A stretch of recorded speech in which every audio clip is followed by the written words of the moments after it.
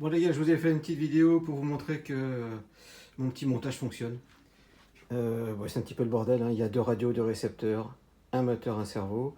J'ai même mis des kits LED pour vérifier que ça fonctionne.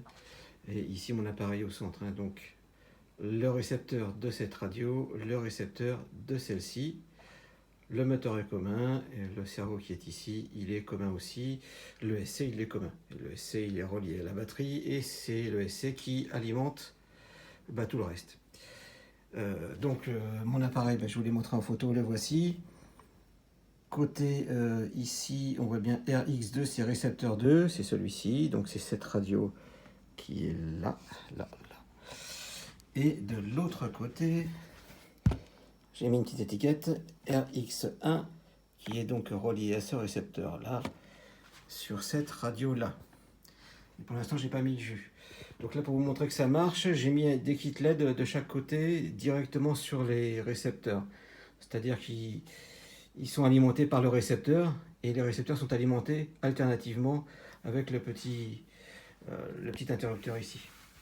Le switch en fait, c'est pas un interrupteur, c'est un switch, hein. L'interrupteur s'allume, ça éteint, là le switch ça bascule à gauche et à droite.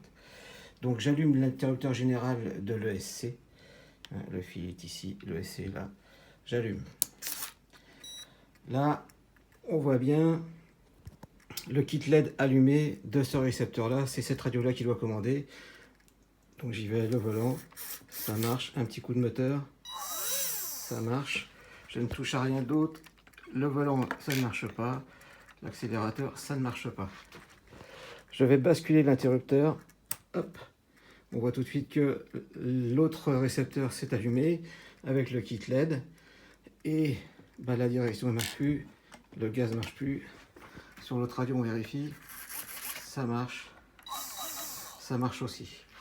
Maintenant, on va faire autre chose. Je vais brancher directement les LED sur le petit appareil. Je les enlève d'ici, je vais éteindre l'interrupteur. Avec une seule main, pas évident. Donc, indifféremment, on peut les brancher n'importe où, hein, parce que tous les fils sont alimentés de la même manière. Où est-ce qu'il est l'autre, mon kit LED? Il est là. Hop. Je le mets de l'autre côté. Je peux le mettre sur n'importe quel connecteur à gauche ou à droite. Ce sont des plus et moins permanents qui sont ici. Voilà. Normalement, si j'allume, il y a un seul récepteur d'allumé et les 2 kits LED. Normalement. Yes, j'ai bien les 2 kits LED. C'est quel récepteur? C'est celui-ci. Ça marche. Ça marche. Ça ne devrait pas marcher. C'est bon. C'est bon. On va inverser. Les 2 lumières ne devraient pas bouger. Hop, les lumières sont toujours alimentées. Cette fois-ci, c'est lui. Et lui ne marche plus.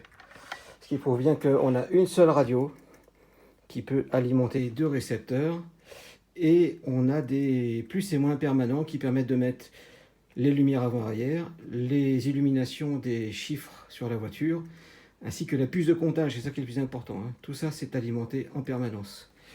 Et donc sur mes connecteurs, en fait l'ESC il est branché à droite.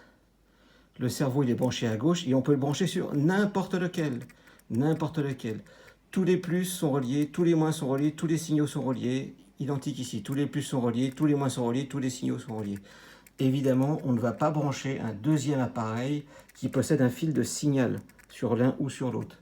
C'est forcément l'ESC qui est ici, point barre, et le cerveau qui est ici, point barre. Aucun autre fil, aucun autre appareil avec un signal.